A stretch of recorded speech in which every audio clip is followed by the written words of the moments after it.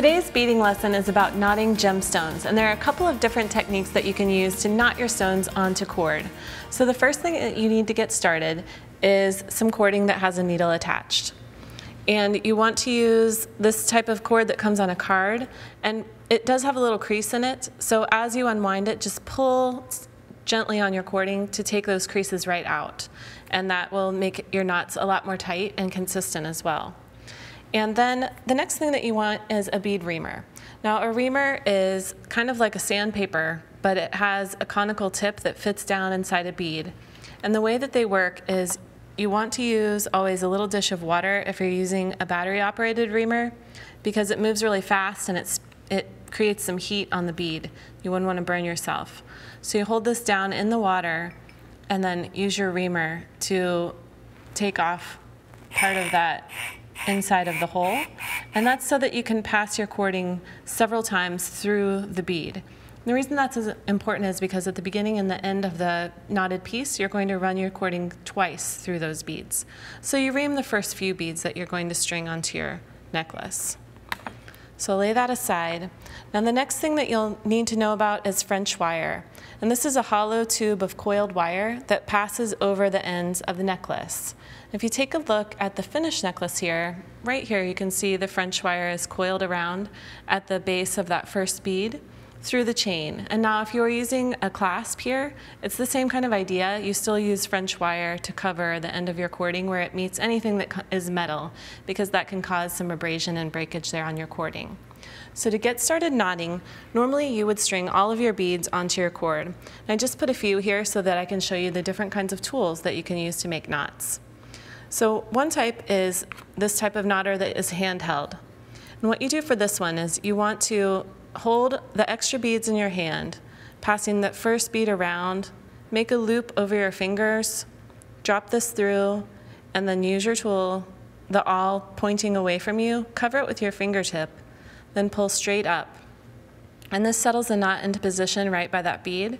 Then place this through the yoke, and when you press your thumb up, it pops the knot right off the end of the awl. So get ready, here it goes, just like that. And this is a really fast method for knotting. This takes the place of the way that you would traditionally place each knot with an awl in between the beads. So you always work directionally with the extra beads in your hand for a tool like that. Now for a tabletop knotter, it's a very similar process. This time you slide a bead down, then pass all of your beads through the awl and make a knot around that awl. Then pull this straight up, then bring this cording through the yoke here, and when I release this lever, the knot is going to come off of the end of the awl, just like with the other tool. So I'm giving a little bit of tension here, and then pop, there it goes. And then you can bring another bead down, wrap it around, and then place it through the loop, pull it straight up, pull it through the yoke. And you can use a lot of different types of cording with either of these knotting tools. This one accommodates larger cording than the handheld knotter. So that's the basic technique. Now when you have a beaded strand like this, things get a little bit more challenging because you have more beads to knot around. So all of these are already knotted, but now I have to pass all of this bundle through here and then tie my knot. So I want to make sure my bead slides all the way down. Then I'm going to make a loop here and pass all of this beaded section through. Then I'm going to pull this straight up again, place it through the yoke, and then pull it tight and release my knot. Now, when you're ready to finish, what you do is you're going to leave a few beads unknotted at the end, regardless of whether you're doing a continuous strand or attaching a clasp. Since I'm using the French wire, I'm going to slide it right over my needle, whoop, and then pass the needle through the French wire, and then through the end of the chain. You can barely see it on there, but you want to make sure that it's all the way down to your bead. Leave a little bit of space in between your beads so that you can make knots in between. And you can see my French wire is covering the end there.